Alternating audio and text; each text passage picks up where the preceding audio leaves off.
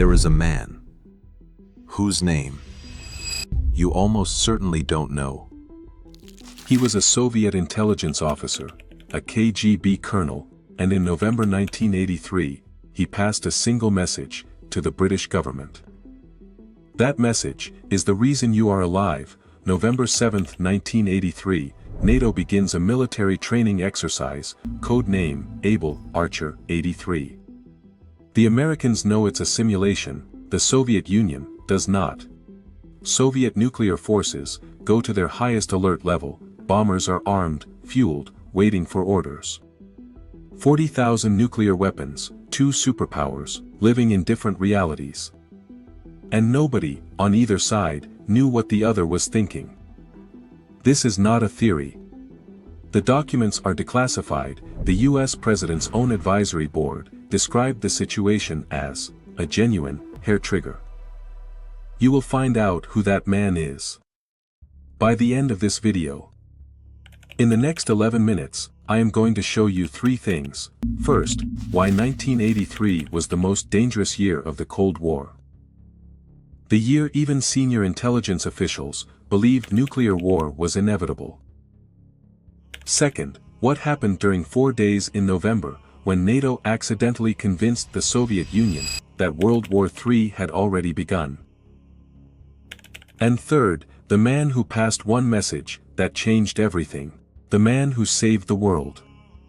His name appears in no history textbook. He has received no medal. And without him, this video does not exist. The most dangerous year. To understand Able Archer, you have to understand what 1983 felt like. Not from the outside, from inside the Kremlin.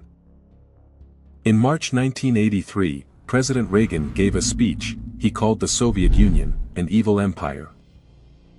Not a figure of speech, an official characterization of a nuclear superpower by the leader of another nuclear superpower. In September 1983, Soviet air defense shot down Korean Airlines Flight 007, a civilian passenger jet, 269 people dead. Reagan announced the Strategic Defense Initiative, Star Wars, a space-based missile shield that would make Soviet nuclear missiles useless. From Moscow's perspective, this was not a defense system, this was preparation for a first strike. If America could shoot down Soviet missiles, after launching its own, the whole doctrine of mutually assured destruction collapsed. The Soviet leadership was convinced. The Americans were going to attack. The only question was when. They launched Operation Ryan, the largest peacetime intelligence operation in Soviet history. KGB officers around the world were ordered to watch for signs of American nuclear preparation. Specific signs: blood banks being stocked. Certain US military personnel suddenly working overnight. Changes in communication patterns. They were watching every day, every hour. Waiting for the signal that would mean it had begun.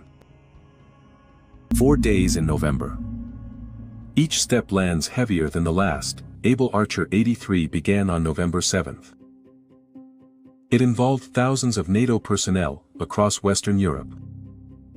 It simulated a full nuclear escalation scenario, from conventional conflict to nuclear launch. The problem was that it was too realistic. To make it authentic, NATO commanders used real procedures. Real communication channels, real coded messages. Real aircraft movement patterns. The same patterns that Operation Ryan had been trained to watch for. Soviet intelligence intercepted everything.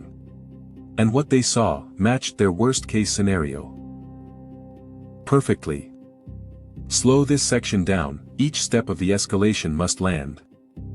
Step 1, Soviet nuclear forces went to their highest alert level. For the first time in history. Step 2, Soviet bombers in East Germany were armed, fueled, waiting for orders. Step 3. Fighter jets in Poland were placed on runway alert. Engines worn, pilots in cockpits. Shift, let the weight land. And the Americans, running the exercise, had no idea. They were playing a game.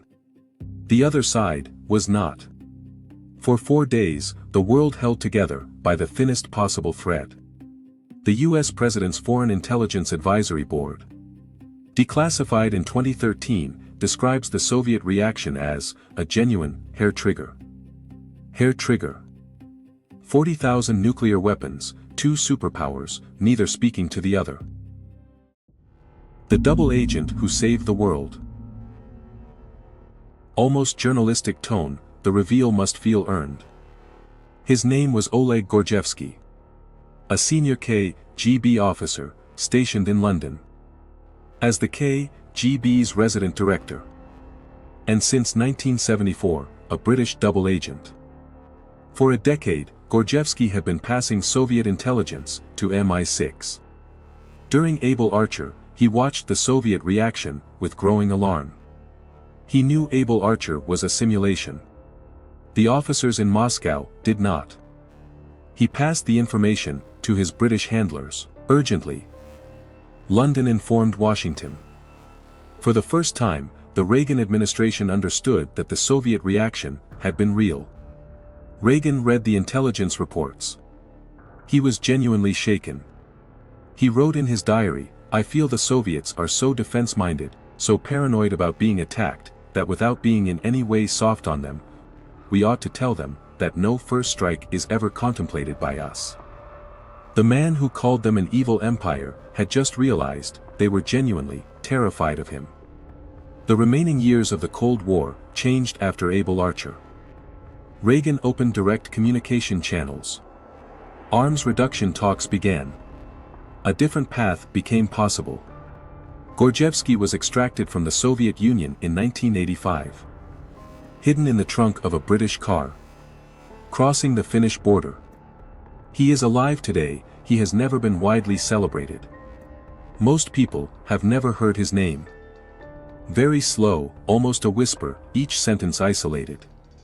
In November 1983, 2 superpowers, with 40,000 nuclear weapons between them, looked at the same event, and saw different realities.